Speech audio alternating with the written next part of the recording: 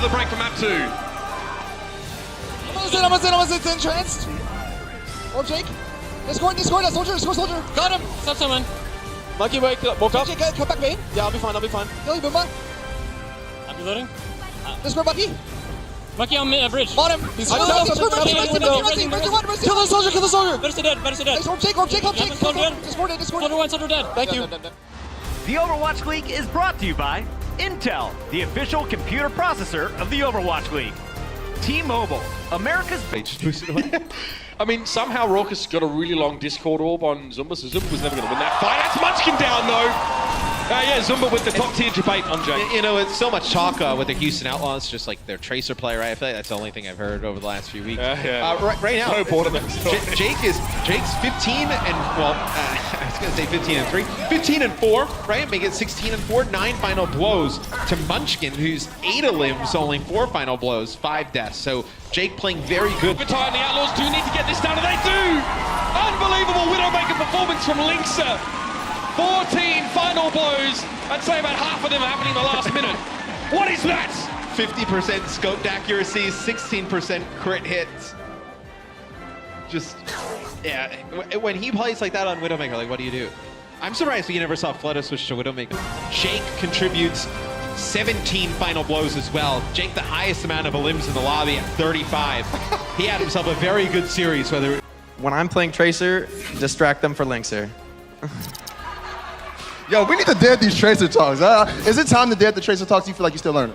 I still think I'm like one of the weakest players in the league on the character, at least people who are actually playing it. But I think for me, getting better at Tracer has been more about how do I enable my teammates, you know? I know that I'm not gonna be as good as people have practiced for years in just like, you know, a month of practice time.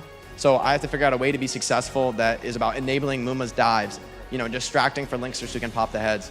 I'm just trying to play a utility role so my team can shine. And I think, you know, they really showed up today. They showed why that strategy is even viable, especially Linkzr. Got to give it to him on Gibraltar. Oh yeah, for sure, man. He was popping off. All right, so let's talk about a character you are good at. Match. We're gonna send it over to Puckett at the desk. Thank you, Malik, and part of my language, but shit just got real. That win by Houston is going to change everything up for the rest of the week. And this was old Linkzr, Contenders Finals Linkzr. This guy was crazy. I mean, he was absolutely ridiculous, and this is what we love to see. Like I said it so many times when I'm talking about Linkzr, right? This guy, when he's turning up, when he's playing at peak performance, it is ridiculous. It's disgusting, and he puts everyone in check. Speaking of peak performance, he did enough in this series to earn our Player of the Match, sponsored by Omen by HP, an honor that he has taken multiple times today. Some of his best we have seen yet. So this could be working in their favor. And now when nice. Yes. Appreciate it. Hold the pose. Hold it. And they're just rolling in here. Mickey leading the charge with the help of Seagull, able to find the kill on Mono. JJonak, however, doing JJonak things, snipes him, but there's 2 big kills. Mickey and Seagull working together.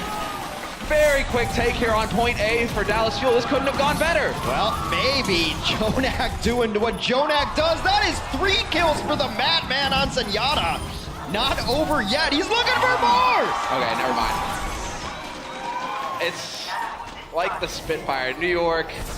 You think Dallas Fuel, they came in with the game plan. It worked out perfectly, getting that lead 1-0, and then going toe-to-toe on Dive. Not even having to come up with anything clever, just going toe-to-toe with Dive and just taking the fight to New York. Yeah, I mentioned earlier, Custa probably the more comfortable Lucio, shows it there. That's a game and map winning thing to show you. Last week, when we checked in with the squad, we wanted to hear their communication. It was abysmal. It was a mess. This week, it sounded much better. Here's a look from the comms during game number 1. They have trans beat? Yeah, no, trans, no beat. They have trans on. Okay. Trans on, beat off. I'm ready. Yes. All right, Nano Mickey, into them. Try and force trans. I'm ready. Okay. I'm playing. No, go top left. Go top. Okay, send off. Tracer, sleep and spawn. Can anyone help? Yeah. 3. Oh, sorry. It's fine. I'm coming back with trans. Tracer 1, behind point. Dead. Nice. Oh. I have trans. Okay. Nice. That's so clean. Like that's the only thing you can say to that. That is crisp, clear communication. You compare that to last week, it was all over the place. The stars really in that are going to be Custer, right? That dude, clear voice. Well, last second, Rascal's going to go to Soldier 76. All right, this is a very standard composition defensively for Gibraltar, about as old as time. We talk about Widow being good because of the sightlines. Well, that's also why Soldier 76 is good, because long distance damage sightlines. Libero just going to check the corner up there with the Hanzo. Actually going to stay on the Hanzo. Sure, why not? Why not? He's making grapples come down so that he can't reposition himself even when he's done with dealing with the Tracer. And then he never really overextended. He never tried to go for a kill that he was not going to secure. He just made the Rascal uncomfortable the entire time, because that is a great position to have your Widow in. Never allowed it. The tank play from Dallas, they were always up front, alive most of the time. So it's all coming together for Dallas here. But again, Dallas's problem's never really been their defense.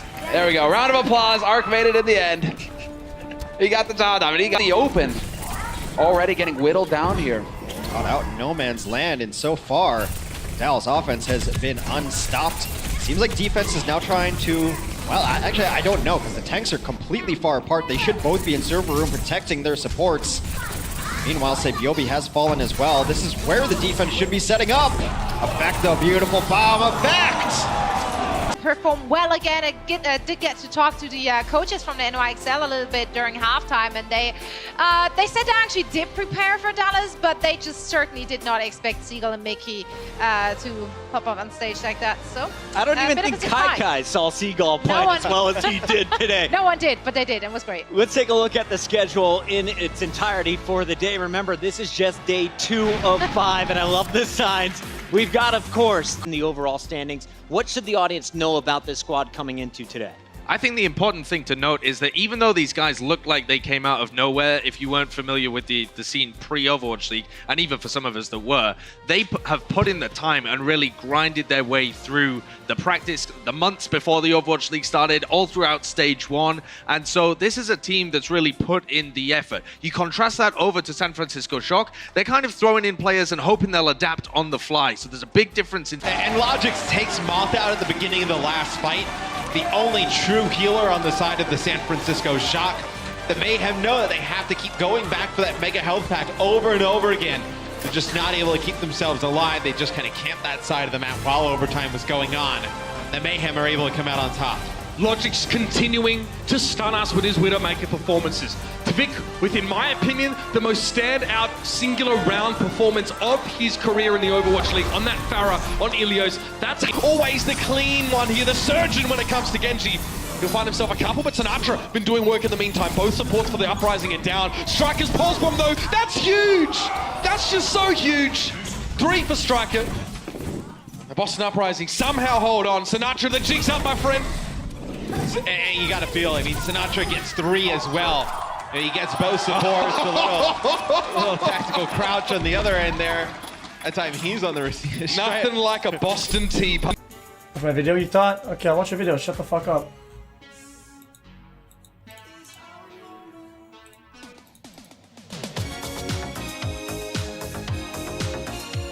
Really? You donated $40 for me to do this? $40 for this. Yeah? $40 for this shit! 40!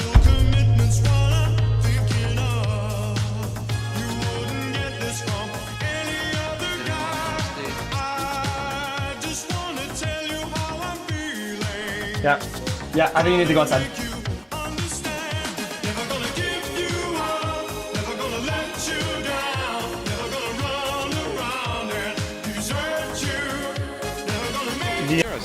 Now, you can see they're trying to avoid being taken off the map by Orisa. He doesn't want to become pulled pork just yet. Oh, yeah, that's my boy!